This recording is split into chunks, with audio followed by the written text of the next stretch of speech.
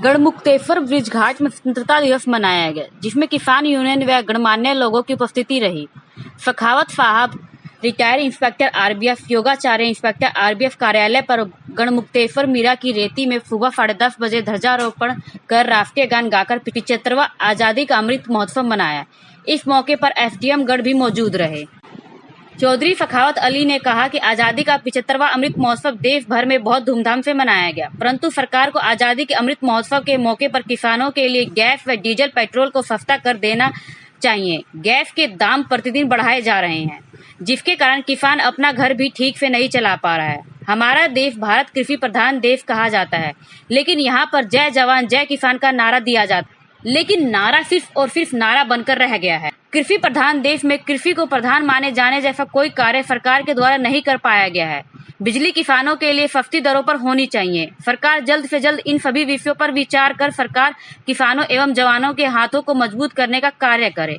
इस मौके पर रागीर चौधरी, भारतीय किसान यूनियन क्रांति, मेहताब चौधरी, अनमोल त्यागी क्रांति, सोहब चौधरी, सचिन, सादिक चौधरी, वसीम सलमानी, अर्जुन विलाप, फारूकी, दिलपाल, अंकितन, नवेद चौधरी, केकेसी, बॉबी, अनुज, साबदा चौधरी, नाजिम, रिंकू, दानिश, सलामी, फहजाद, जावेद, दानिश आदि मौजूद रहे और 15 अगस्त को मीरा की रेती मुख्य मार्केट में झंडा लहराया गया। त्यागी जी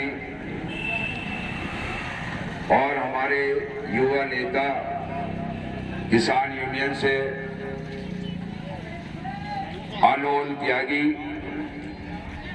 और बाकी उनके कुलीग, जाबाज, उनके साथी, मैं आप सबका इस मीरा की रेती चौराहे पर स्वागत करता हूं, अभिनंदन करता हूं कि आपने यहाँ आकर हमारे इस पर्व को 4 चांद लगाए। बहुत अच्छा लगा, हम लोगों की हौसला अफजाई की और हमारे और भी यहाँ मौजूद जो हमसे बड़े हैं वो भी बैठे हुए हैं। मैं उनका शुक्रिया भी अदा करूंगा जिन्होंने अपना कीमती वक्त देकर और राष्ट्रीय गान को बड़े प्यार, बड़े उल्लास से गाया। और इसका मकसद ये था कि जब मंगल पांडे को फांसी दी गई, उसके बाद हमारे देश के अंदर जो चिंगारी लगी, वो चिंगारी ऐसी थी कि अंग्रेजों के खात्मे का वक्त शुरू हो गया था। 15 अगस्त 1947 को हमारा देश आजाद हुआ। उसी उपलक्ष्य में इस पर्व को मनाते हैं। उस टाइम पर पंडित जवाहरलाल नेहरू, महात्मा गांधी, खुदीराम बोस, सुभाष चंद्र बोस और भगत सिंह और हमारे बहुत से ऐसे जाबाज जिन्होंने देश की आजादी के लिए बलिदान दिया और समझा कि इस देश को आजादी तभी मिलेगी जब ये हम बलिदान देंगे। सब एक जगह छुपके छुपाते गली कूचों में एक ही धुन सवार रहती थी कि आजादी।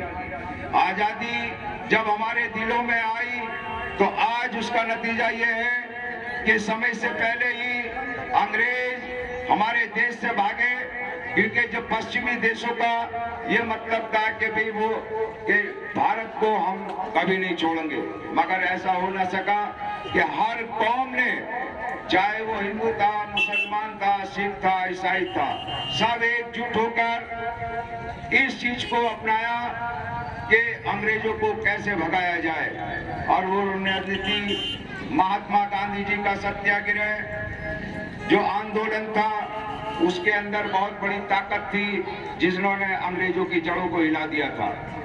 और आपको शायद ये मालूम नहीं है कि हमारे करीबी गांव झड़ीला में भगत सिंह और अतर सिंह त्यागी, जिन्होंने आजादी के टाइम पर बड़ा योगदान दिया, यहाँ कमिश्नरी में अंग्रेजों ने कुर्सियों पर कब्जा कर रखा था।